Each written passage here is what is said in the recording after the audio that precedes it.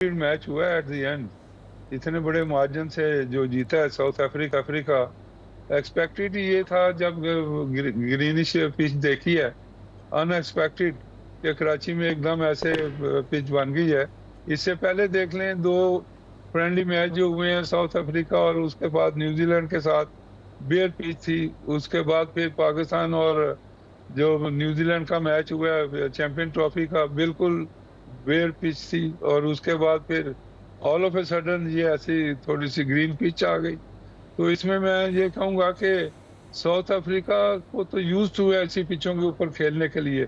जब पाकिस्तान वहां गया हुआ था तो ऐसी पिचों पे वो खेलते यूज थे, और उनका मकसद ये था कि पहले बैटिंग कर लें, गेंद ऑफ द विकेट तेज आएगा ताकि शॉट्स लगे, गेंद रुके ना आए, बाद में ऑस पड़ेगी, ड्यू का फैक्टर हो जाएगा। तो इसलिए मेरा ख्याल है कि उन्होंने पहले सोचा कि हम एक बड़ा स्कोर करें और इनको अंडर प्रेशर ले आए।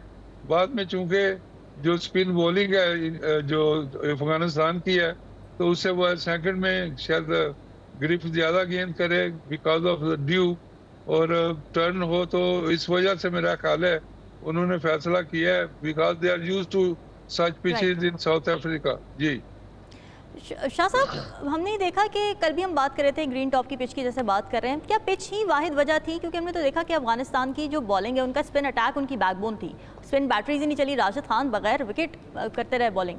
क्या समझते, पिच ही वाहिद वजह थी अफगानिस्तान की बॉलिंग फेल होने की, या फिर और भी कोई वजूहत आप देखते हैं? देखिए, सबसे बड़ी वजह मैं समझता हूँ कि वो दे आर बिलो पार।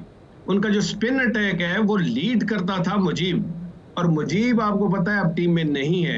फिर एक अपकमिंग स्पिनर उनके आए गजनफर, जिन्होंने बड़ी जबरदस्त बॉलिंग की इन रिसेंट टाइम्स। उन्होंने अंडर 19 में बड़ी जबरदस्त बॉलिंग की, फिर इंटरनेशनल क्रिकेट जब खेलने लगे और अगेंस्ट टॉप टीम्स खेलने लगे तो उन्होंने बड़ी जबरदस्त परफॉर्मेंस दी, और कितने ही मैचेस में वो मैन ऑफ द मैच हुए। अब उनकी कमी, वो जख्मी हो गए at the 11th our, Mujib वैसे ही टीम में नहीं है।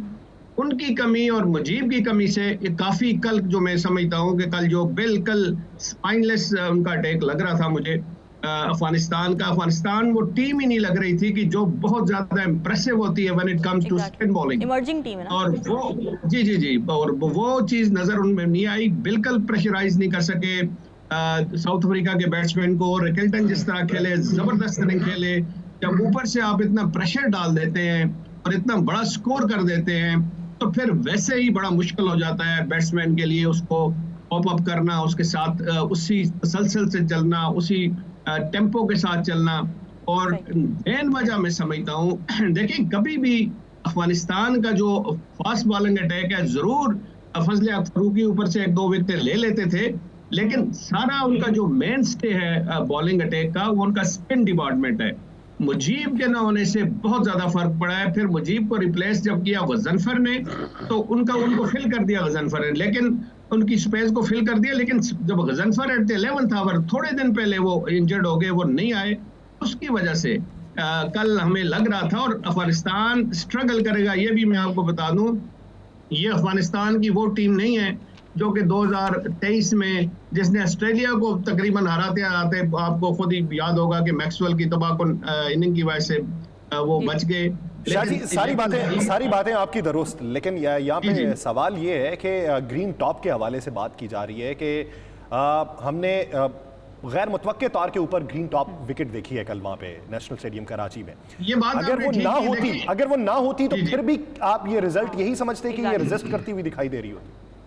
देखिए, एक तो आप ये ना समझें कि बहुत मतलब है कि बहुत ज्यादा स्पिन करेगी कराची, जो नेशनल बैंक स्टेडियम की जो पिच है कराची वाली, ये थोड़ी बहुत स्पिन जरूर करती है, लेकिन कल तो उसने बिल्कुल ही वो वाला शेप नहीं था। आपको पता है आईसीसी ने बनानी है विकेट्स, उनकी मर्जी है, ये ड्राई पिच बना दें, उनकी मर्जी है, थोड़ा बहुत ग्रास रख लें। कल उन्होंने ग्रास रख लिया उनके क्यूरेटर्स ने, और जब ग्रास रखा तो फिर तो मेरा ख्याल है चांस ही कोई अफगानिस्तान के पास न रहा। और 100 से ज्यादा की जो डिफीट होती है ऐसे टूर्नामेंट्स में, जिनमें सिर्फ आपको पूल में 3 मैच खेलने पड़ते हैं, बड़ा मसला हो जाता है उसको दोबारा उस गैप को प्लग इन करना। और वही मसाइल का शिकार मैं समझता हूँ कि अब पाकिस्तान की जो 60 रन की डिफीट थी अगेंस्ट न्यूजीलैंड, अब पाकिस्तान को भी वही चीज तकरीबन फेस करनी पड़ेगी और बहुत एफर्ट करनी पड़ेगी। ठीक है।